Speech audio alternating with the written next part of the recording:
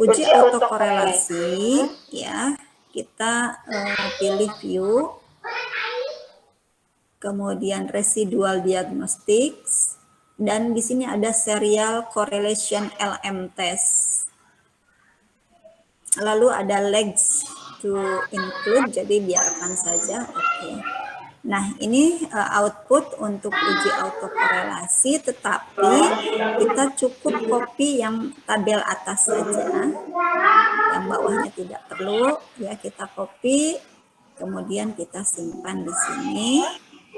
Ya, sebagaimana tadi di handout yang sudah saya tayangkan di sini, ya.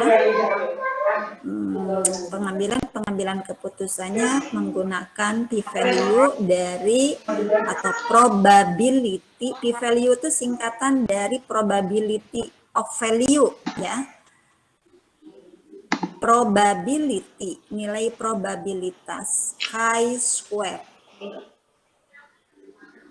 ya.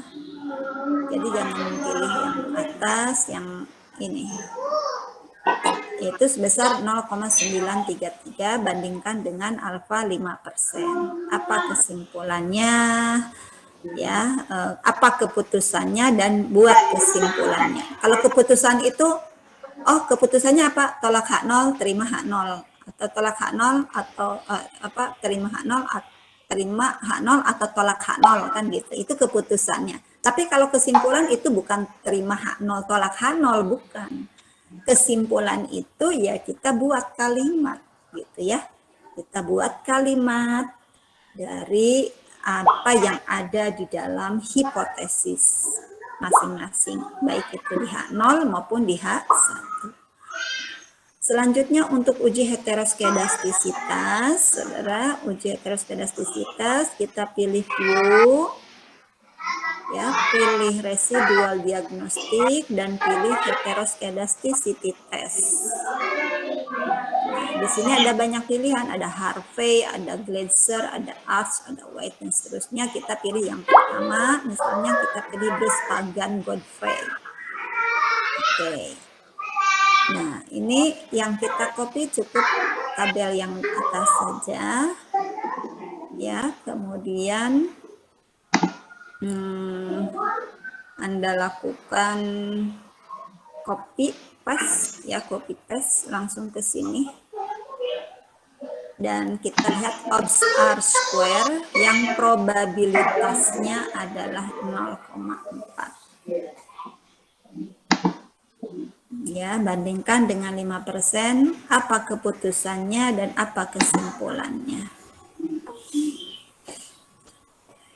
Kemudian yang berikutnya adalah uji multikolinearitas. Multikolinearitasnya adalah kita menggunakan ini ya, view coefficient diagnostics. Kemudian di sini pilih variance inflation factors dan kita copy ini hasilnya, ya.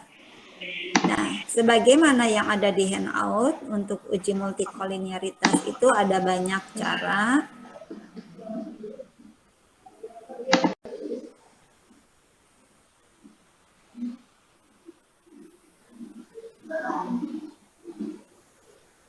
Aduh, ini kalimat yang nomor 1 ini diabaikan ya. Ini maksudnya gini, apabila R square-nya tinggi gitu aja, jadi tidak ada ini salah ini ya. Apabila R square tinggi gitu.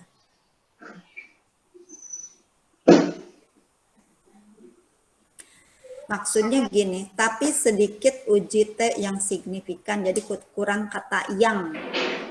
Jadi R square-nya tinggi, jadi ciri dari multiko itu R square-nya tinggi, tetapi hanya sedikit uji T yang signifikan. Itu ciri dari terjadinya multiko. Nah, tapi yang paling mudah kita ambil saja nomor 5. Kita menggunakan variance inflation factor atau VIF. Nah, dengan standarnya jika VIF-nya lebih dari 10 maka terjadi multiko.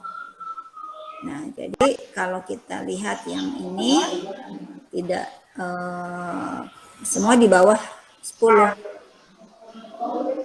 Nah, apakah kenapa ya kok yang ini tidak punya hipotesis? Ya tidak perlu, karena ini standarnya beda. Kita tidak membandingkan p-value dengan angka probability, dengan angka 5%. Jadi kalau kita gunakan standar yang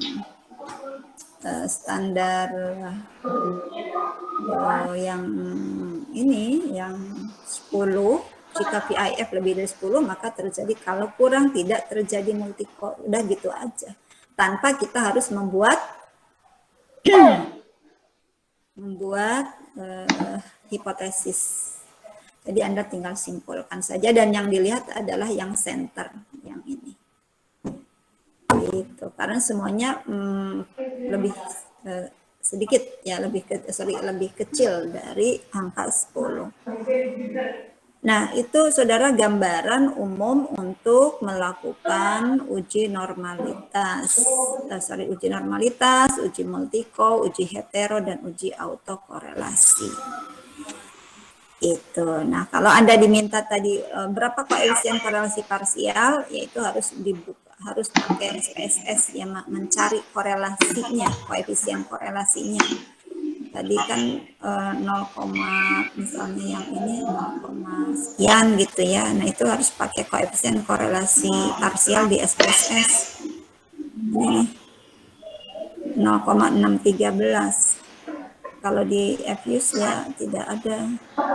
Yang bisa dilihat hanyalah ininya saja. T-nya itu mesti sama. P-value-nya juga akan sama kalau ujinya dua arah ya. Itu saja saudara, silakan kalian latihan gitu ya dengan data ini ya, sehingga nanti kalian bisa mengerjakan tugas dengan baik.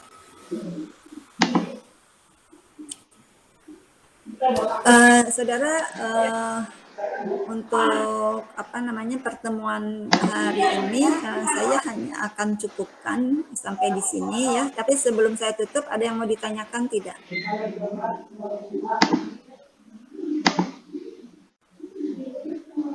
Minggu depan akan ada kuis dan saya akan mereview lagi apa yang saya jelaskan hari ini ya, terkait dengan uji regresi multiple dan uji asumsi klasik. Lalu kita akan ada kuis. Ada yang mau ditanyakan? Kenapa sepi? Yang hadir 38 orang. 38 orang.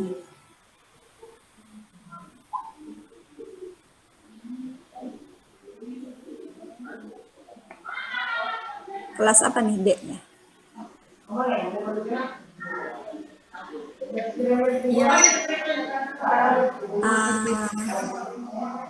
Kok di sini ada 41?